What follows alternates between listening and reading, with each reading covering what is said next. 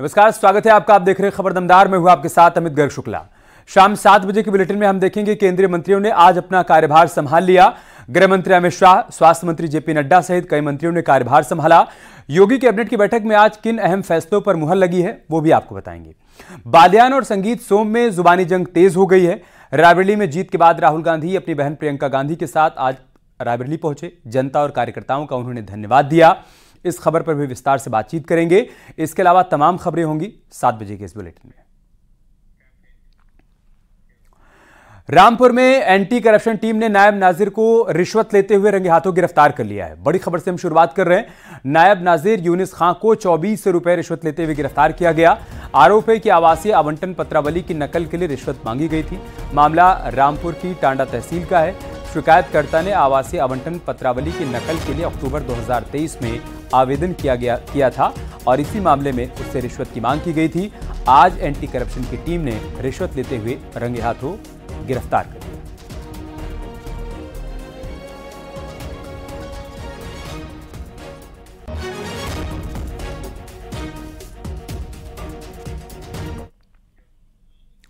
लखनऊ के गोमती नगर विस्तार में झुग्गी झोपड़ी में भीषण आग लग गई। कबाड़ का काम करने वाले रहम अली की झोपड़ी और गोदाम में आग लगी।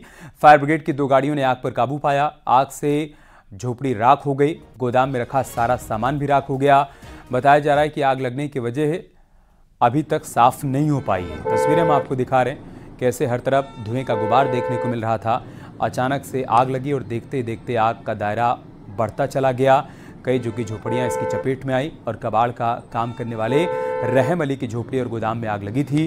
फायर ब्रिगेड की 2 गाड़ियों ने मौके पर पहुंचकर आग पर काबू पाया, लेकिन तब तक झोपड़ी और गोदाम में रखा सारा सामान पूरी तरीके से जल चुका था।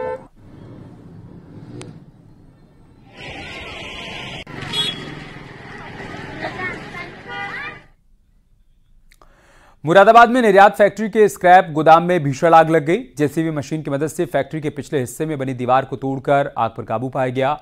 मेटल स्क्रैप में लकड़ी के बुरादे के साथ ही केमिकल मिला और इस वजह से आग बुझाने में काफ़ी दिक्कतें आ रही थी। स्क्रैप को ढककर आग को बुझाया गया। फायर ब्रिगेड की टीम आग बुझाने की कवायद में अभी भी जुटी हुई है। पंडित नगला के गगन वाली मिलक की यह घटना है। फिलहाल अभी पूरी तरीके से आग पर काबू नहीं पाया जा सका है।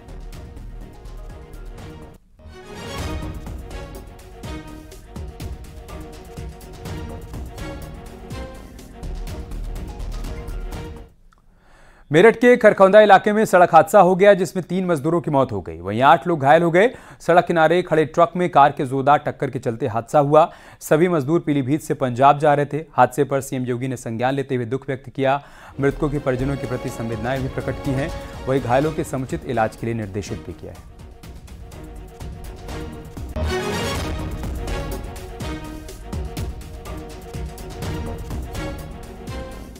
ये आज दिनांक 11/6/2024 की सुबह 4 बजे एक ट्रक खराब था जो रोड के किनारे था। उससे एक इको गाड़ी टकरा गई। ये पता चला है कि ये पीलीभीत के मजदूर थे जो पंजाब जा रहे थे और इको गाड़ी में जा रहे थे और ये ड्राइवर सुबह 4 बजे वहाँ पे हादसा हो गया है। जिनकी जो मृत्यु हो गई उनके पोस्टमार्टम कराया जा रहा है। बाकी जो अन्य उपचाराधीन है उनकी स्थिति सामान्य है। घर वालों को सूचित कर दिया गया है। अन्य विधिक कार्रवाई हो रही है। और चलिए यूपी में सड़क हादसे की 3 तस्वीरें आपको दिखाते हैं। पहली तस्वीर शाहजहांपुर की है जहां पर ट्रैक्टर ट्रॉली और पिकअप की टक्कर में बड़ा हादसा हुआ। इस हादसे में ट्रैक्टर सवार एक युवक की मौके पर ही मौत हो गई। पिकअप सवार 12 मजदूर घायल हो गए। दूसरी तस्वीर महोबा की है जहां पर एक डंपर पहाड़ की खदान में जा गिरा। इस दर्दनाक हादसे में डंपर ड्राइवर की मौत हो गई जबकि 2 लोग खदान में गिरकर बुरी तरीके से घायल हो गए। तीसरी तस्वीर जो आप देख रहे हो पीलीभीत की है जहां पर लोंगहा गांव में ट्रैक्टर और डंपर की भीषण टक्कर हो गई। हादसे में ट्रैक्टर पर सवार किसान की गिरने से मौत हो गई।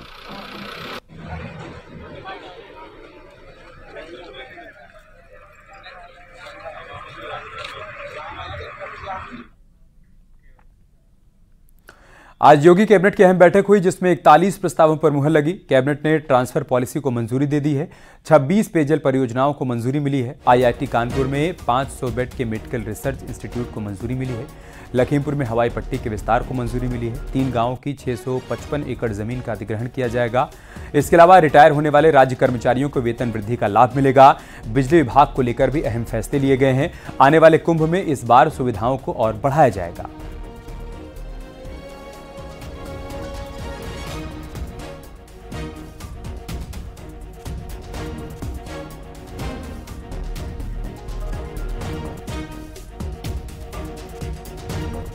कैबिनेट के फैसले में ट्रांसफर पॉलिसी को लेकर खूब चर्चा हो रही है। क्या है ट्रांसफर पॉलिसी, ये भी आपको समझाते हैं। एक ही जिले में 3 साल से और एक ही मंडल में 7 साल से जमे हुए ग्रुप ए और ग्रुप बी के अधिकारियों और साथ ही ग्रुप सी और डी कर्मचारियों का तबादला होगा। जो सबसे पुराने होंगे सबसे पहले उनका तबादला होगा। अधिकारियों का 20% तक ही तबादला संभव होगा। 30 जून तक फिलहाल तबादले किए जाएंगे। आज की बैठक में इन तमाम प्रस्तावों पर मुहर लगी है और ट्रांसफर पॉलिसी को लेकर भी अब कैबिनेट ने अपनी मुहर लगा दी।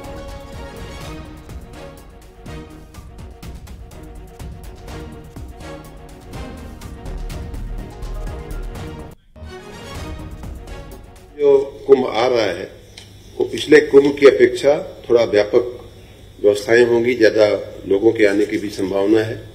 आपकी जानकारी के लिए उसकी पूर्व भूमिका में बता दूं कि इस बार 19 की अपेक्षा 2025 में हम लोग मेले का क्षेत्रफल भी बढ़ा रहे हैं। पहले 3200 हेक्टेयर था 2019 में, इस बार 4000 हेक्टेयर हम लोग कर रहे हैं। आने वाले संस्थाओं की संख्या के मद्देनजर हम लोग अन्य भी बहुत सारे उसमें वृद्धि कर रहे हैं। जैसे सेक्टरों की संख्या पहले 20 थी, उसको 25 की जा रही है। घाटों की लंबाई 8 किलोमीटर थी, उसको 12 किलोमीटर की जा रही है। और एक बड़ी खबर रायबरेली से आ रही है। राहुल गांधी का बड़ा बयान आया है। वाराणसी से चुनाव हारते हारते बचे हैं प्रधानमंत्री मोदी। ये कहा है राहुल गांधी ने, प्रियंका अगर लड़ती तो जीत जाती। जवाब अयोध्या की जनता ने भी दिया। ये तमाम बातें राहुल गांधी की तरफ से कही गई हैं, जो आज रायबरेली और अमेठी की जनता का आभार प्रकट करने के लिए पहुंचे थे। आभार सभा में उनकी तरफ से ये बातें कही गई हैं। उन्होंने कहा है कि वाराणसी में चुनाव हारते हारते बचे हैं पीएम मोदी। साथ ही उन्होंने ये भी कहा कि अगर प्रियंका वहां से चुनाव लड़ती तो जरूर जीत जाती। साथ ही अयोध्या का जिक्र करते हुए उन्होंने कहा कि जवाब अयोध्या की जनता ने भी दिया है। तो जवाब अयोध्या की जनता ने भी दिया है। और सिर्फ अयोध्या में नहीं भाइयों और बहनों, सिर्फ अयोध्या में नहीं, वाराणसी में जान बचा के निकले हैं प्रधानमंत्री। और मैं आपको कहता हूं और बहन से कह रहा हूं, अगर ये लड़ जाती वाराणसी में, अगर ये लड़ गई होती तो आज हिंदुस्तान के प्रधानमंत्री 2-3 लाख वोटों से वाराणसी का चुनाव हार जाते।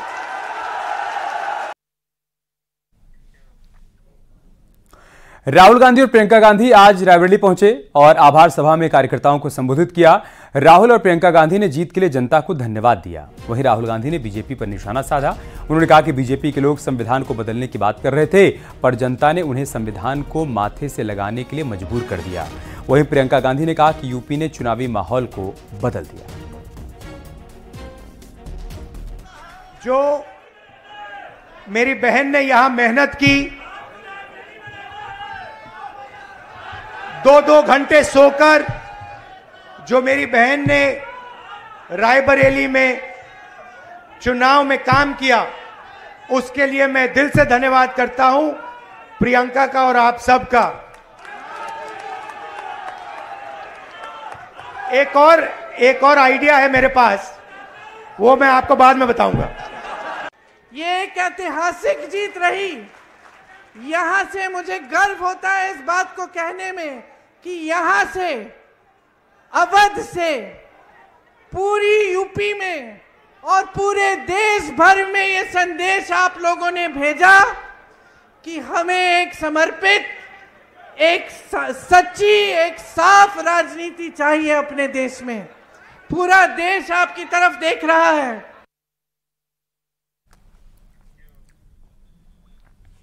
उधर सैफई पहुंचे अखिलेश यादव ने लोगों से मुलाकात की और न्यूज 18 से खास बातचीत भी की। उन्होंने कहा कि 2024 के चुनाव में जनता के मुद्दों की जीत हुई है, लोगों ने संविधान को बचाने के लिए वोट किया।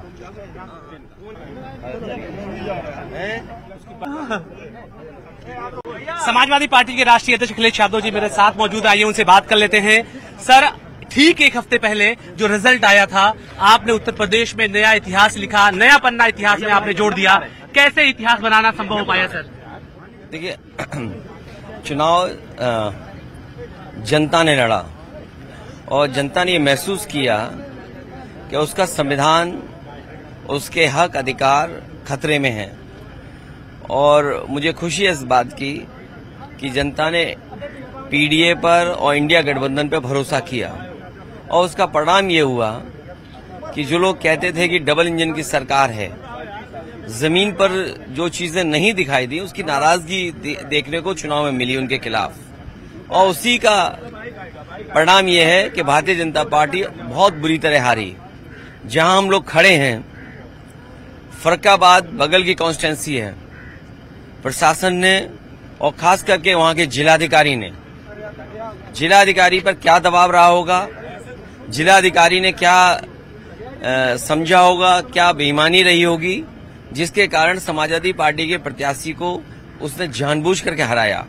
ये बातें भूलने वाली नहीं है कि जो अधिकारी अपने पद पर रह करके जिसको सब भरोसा करते हैं कि आईएएस हैं, आप अधिकारी हैं, निष्पक्ष करेंगे, निष्पक्ष तरीके से फैसला देंगे, लेकिन पता नहीं क्या बात थी कि जिलाधिकारी और वहां के प्रशासन पे न जाने किस बात का दबाव था कि जहां समाजवादी पार्टी जीती उसको हरा दिया।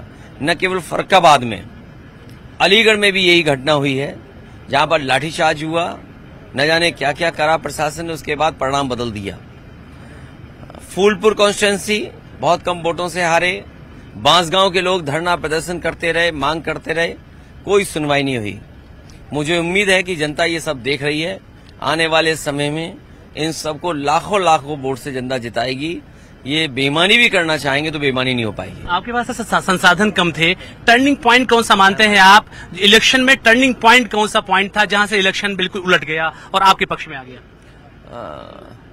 देखिए, जनता ने मन बना लिया था कि भारतीय जनता पार्टी को सबक सिखाएंगे, चाहे वो डबल इंजन की सरकार रही हो, ट्रिपल इंजन की सरकार रही हो, दिल्ली वाले रहे हों, लखनऊ वाले रहे हों। जनता मन बना चुकी थी कि उन्हें सबक सिखाएंगे, क्योंकि उन्होंने पीडीए के अधिकारों को छीना है, उनके हक को छीना है, आरक्षण के साथ खिलवाड़ हुई है, जाति गणना नहीं की है, महंगाई बढ़ाई है, बेरोजगारी बढ़ाई है। मुझे उम्मीद है कि अब उन्होंने सरकार जो तोड़ से या सहयोग से बना ली है, अग्निवीर व्यवस्था खत्म होगी, नौजवानों को नौकरी रोजगार मिलेंगे और जो बड़े बड़े झूठे वादे इन्वेस्टमेंट में किए थे, कम से कम जमीन पे इन्वेस्टमेंट दिखाई देगा। आखिरी सवाल सर, पीडीए जारी रहेगा? न केवल पीडीए, और पीडीए का विस्तार कैसे हो, पीडीए में जो सब लोगों को शामिल, उनके हक अधिकारी की जानकारी और दी जाएगी। कैमरा पर्सन गोपी गिरी के साथ अलाउद्दीन, न्यूज़ 18 लखनऊ। मोदी सरकार में मंत्री जयंत चौधरी ने कार्यभार संभाल लिया। जयंत चौधरी कौशल विकास और उद्यमिता मंत्रालय के राज्य मंत्री, स्वतंत्र प्रभार और साथ ही शिक्षा मंत्रालय में राज्य मंत्री बने हैं। कीर्तिवर्धन सिंह ने पर्यावरण, वन और जलवायु परिवर्तन मंत्रालय में राज्य मंत्री के रूप में कार्यभार संभाला। वहीं अनुप्रिया पटेल ने भी स्वास्थ्य राज्य मंत्री के तौर पर अपना पदभार ग्रहण कर लिया।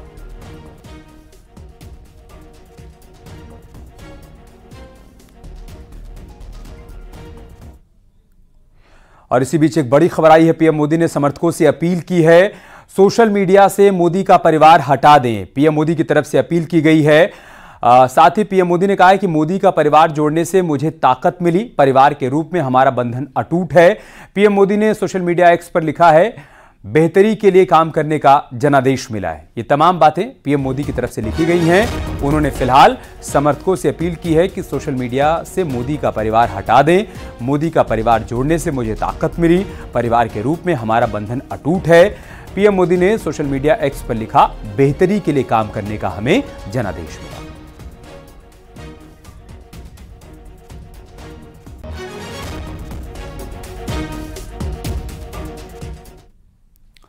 इधर बीजेपी नेता संजीव बालियान और संगीत सोम के बीच जुबानी जंग जारी है। बालियान के आरोपों पर सोम का जवाब सामने आया है।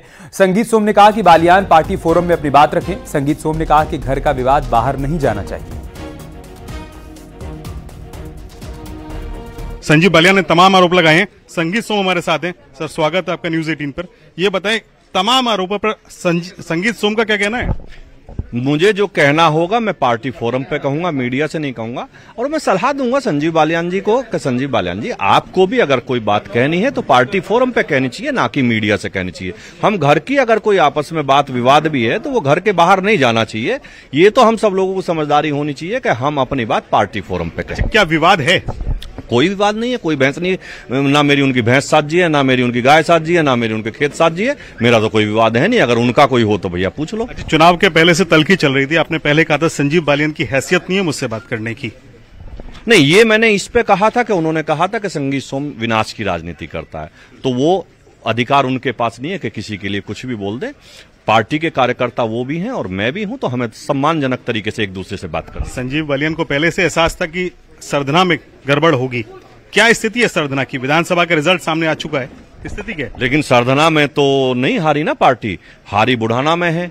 मुझे संजीव बालियान जी ने खुद कहा था जब प्रदेश अध्यक्ष जी और योगी जी बैठे थे कि आप सरधना की चिंता करें, बाकी की चिंता मैं करूंगा। तो उन्होंने जहां की चिंता करी है उनसे पूछिए। मेरी सरधना की चिंता थी, सरधना पर नहीं हारे हैं। अच्छा, राजनीतिक चर्चा भी एक मुख्यमंत्री ने समझौता कराने का प्रयास किया, क्या बात हुई थी? समझौता तो वहां होगा जहां कोई लड़ाई होती होगी, कोई लड़ाई नहीं थी तो समझौता किस बात का? चुनाव बाद खिसियाहट दिख रही है संजीव बालियान की, ऐसे तमाम आरोप लगा रहे हैं। अब ये उनसे पूछिए, भारतीय जनता पार्टी के कार्यकर्ता है। मैंने फिर कहा कि उन्हें मीडिया के सामने बात ना करके पार्टी फोरम पे बात करनी चाहिए।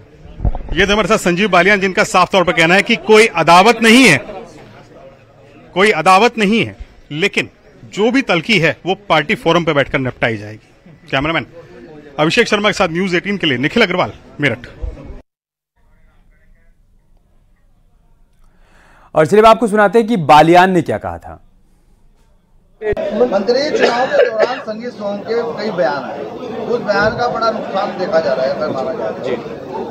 मुख्यमंत्री की रैली हुई है, रैली होने के बाद तुरंत बाद उनका बयान आता है, लेकिन ऊपरी तल पे मतलब माना जाए प्रदेश अध्यक्ष या कोई कार्रवाई नहीं की गई, जबकि इतने बयान अलग अलग बयान आए।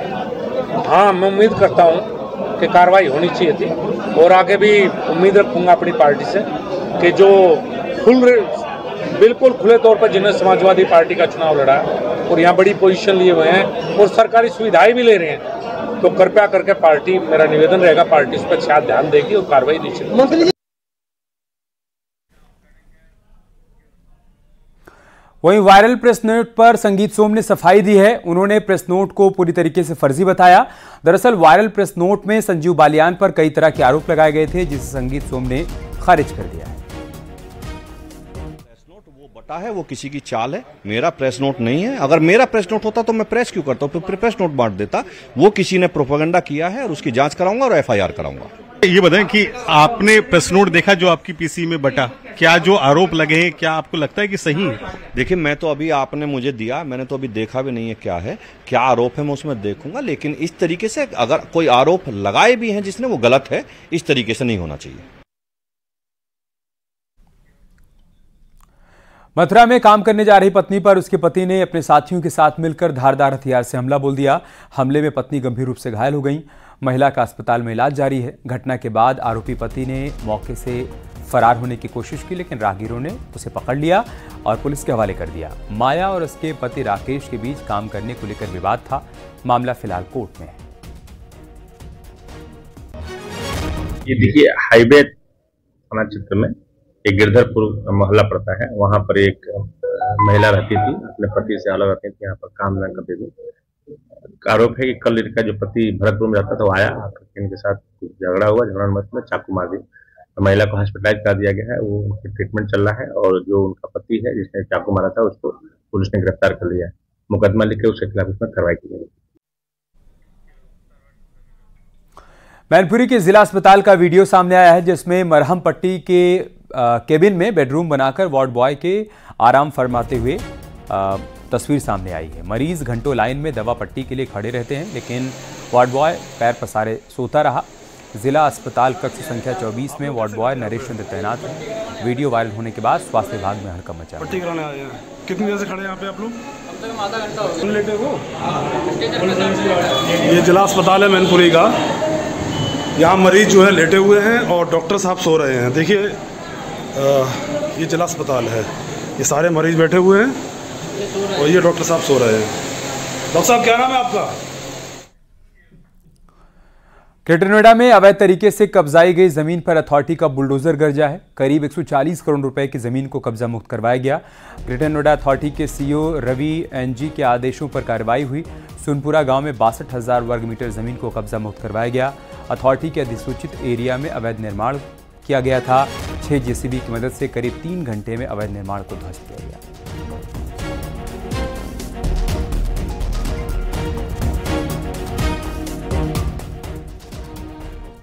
कुशीनगर में जहर खाकर एक लड़का थाने पहुंच गया और थाने में जाकर बेहोश हो गया। गंभीर हालत में पुलिसकर्मियों ने युवक को जिला अस्पताल में भर्ती कराया। जानकारी के मुताबिक जहर खाने वाले लड़के का नाम फिलहाल अभी सामने नहीं आया है और एक लड़की के साथ उसका प्रेम प्रसंग था। उस लड़की के साथ लड़का फरार हो गया था। लड़की को पुलिस ने बरामद कर लिया। पुलिस की कार्यशैली से लड़का नाराज था। मामला नेबुआ नौरंगिया थाना परिसर का है।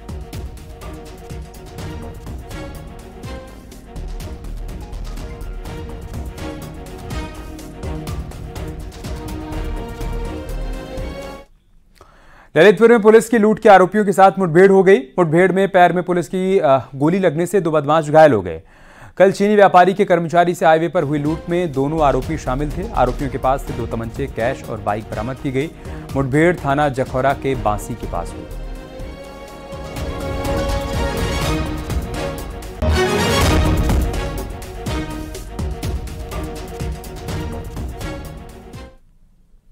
यहाँ रुकने एक छोटे से ब्रेक के लिए जल्द लौटेंगे कुछ और खबरों के साथ।